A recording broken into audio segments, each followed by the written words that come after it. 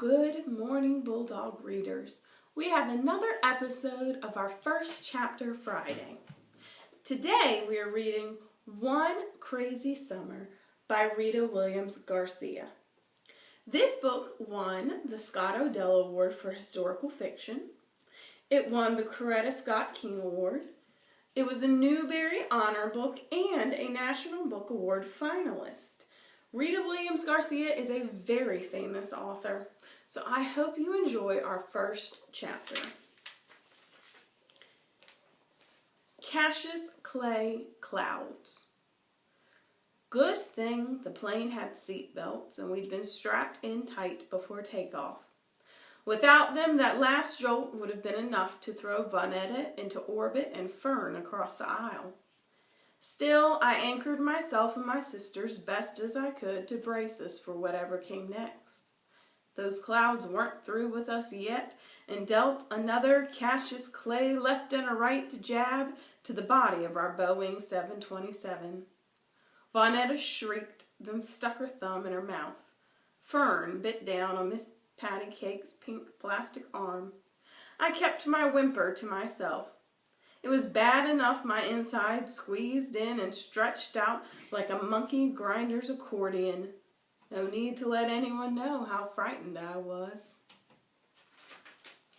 I took a breath, so when my mouth finally opened, I'd sound like myself and not like some scared rabbit. It's just the clouds bumping, I told my sisters, like they bumped over Detroit and Chicago and Denver. Vonetta pulled her thumb out of her mouth and put her head in her lap. Fern held on to Miss Patty Cake. They listened to me. We push our way up in the clouds get mad and push back. Like you and Fern fighting over red and gold crayons. I didn't know about clouds fighting and pushing for a fact, but I had to tell my sister something. As long as Vonetta kept her fear to one shriek, and Fern kept hers to biting Miss Patty Cake, I kept on spinning straw, making everything all right. That's mainly what I do. Keep Vonetta and Fern in line. The last thing Pa and Big Ma wanted to hear was how we made a grand Negro spectacle of ourselves 30,000 feet up in the air around all these white people.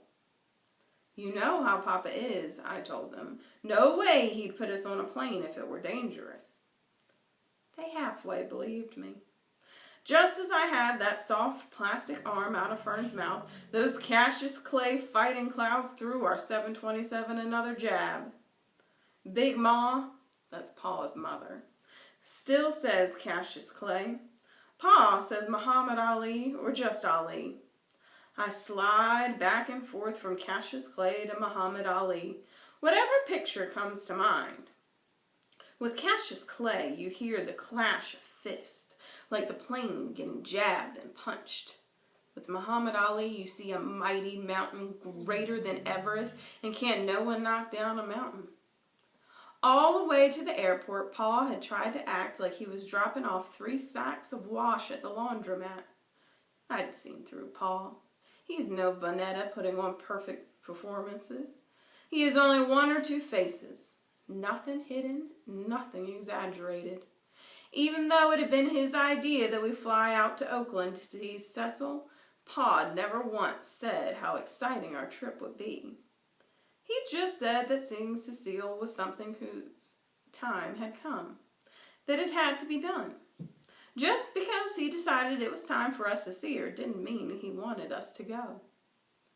My sisters and I had stayed up practically all night, California dreaming about what seemed like the other side of the world. We saw ourselves riding wild waves on surfboards, picking oranges and apples off fruit trees, filling our autograph books with signatures from movie stars we'd see in soda shops. Even better, we saw ourselves going to Disneyland. We had watched airplanes lift up and fly off into the blue sky as we neared the airport. Every time another airliner flew overhead, leaving a trail of white and gray smoke, Big Ma fanned herself and asked, "Jesus, why?" Big Ma had kept quiet long enough. Once inside the terminal, she'd let it all hang out. She told Pa, "I don't mind saying it, but this isn't right. Coming out to Idlewild and putting these girls on a plane so Cecile can see what she left behind. If she wants to see, let her get on an airplane and fly out to New York." Big Ma doesn't care if President Kennedy's face is on the $50 or if the airport is now officially named after him. She calls the airport by its old name, Idlewild. Don't get me wrong.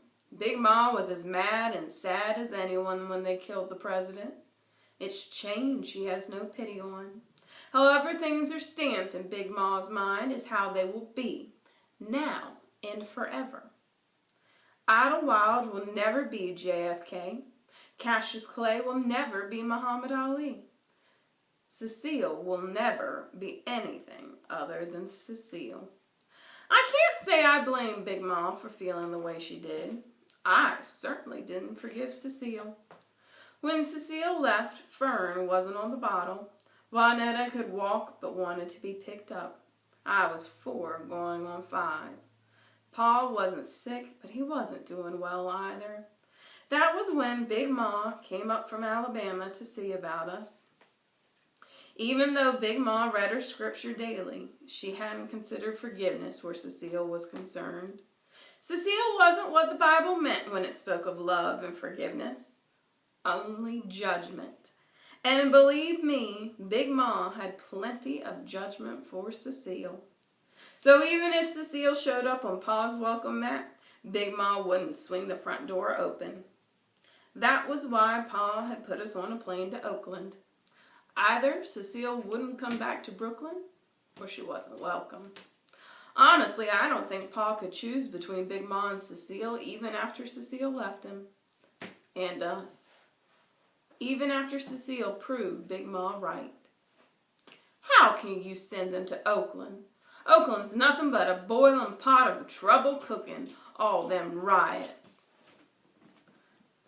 Pa has a respectful way of ignoring Big Ma. I wanted to smile. He's good at it. A shrill voice had announced the departing flight to Oakland. All 3 of us had butterflies.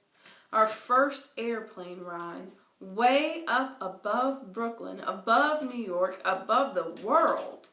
Although I could at least keep still, Vonetta and Fern stamped their feet like holy rollers at a revival meeting.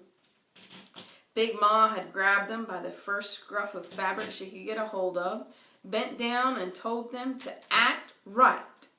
There weren't too many of us in the waiting area, and too many of them were staring. I'd taken a quick count out of habit. Vonetta, Fern, and I were the only Negro children. There were 2 soldier boys in green uniforms who didn't look any older than Uncle Darnell. High school cap and gown one day, army boots and basic training 4 days later. 2 teenage girls with afros. Maybe they were college students. And 1 lady dressed like Jackie Kennedy, carrying a small oval suitcase. Big Ma has scouted around the waiting room. I knew she worried that we'd be mistreated in some way and sought out a grown brown face to look out for us. Big Ma turned her nose up at the college girls with afros in favor of the Negro lady in the square sunglasses and snappy suit, toting the equally snappy oval bag. Big Ma made eye contact with her. When we lined up, she'd told the Negro Jackie Kennedy, "These my grandbabies. You look out for them, you hear." The snappy Negro lady had been nice enough to smile, but hadn't returned the look that Big Ma expected. And Big Ma had expected the look Negro people silently pass each other. She'd expected this stranger to say, as if she were a neighbor, "They're as good as my own. I'll make sure they don't misbehave or be an embarrassment to the Negro race." A blank movie star smile had been all she passed to Big Ma. That lady had only been looking out for her plane seat. Papa had already given me a paper with the phone number to our house, which I knew by heart, and the phone number to his job. He had already told me that his job number was for emergencies only and not for how you doing chats. Last night, he had also given me an envelope with $200 and $10 and $20 bills to put in my suitcase. Instead, I'd folded the bills and stuffed them in my tennis shoes before we left Herkimer Street. Walking on that mound of money felt weird at first, but at least I knew the money was safe.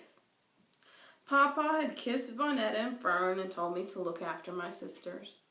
Even though looking after them would have been nothing new, I kissed him and said, "I will, Papa." When the line to the ticket taker had begun to move, Big Ma had gotten teary and mushed us up in her loose-fitting violet and green moo-moo dress. "Better come on and get some lovin' now." She hadn't had to finish the rest about how this might be the last time in a long while for kissing and hugging. A flash of memory told me Cecile wasn't one for kissing and hugging. I had a lot of those memories clicking before me like projector slides in the dark.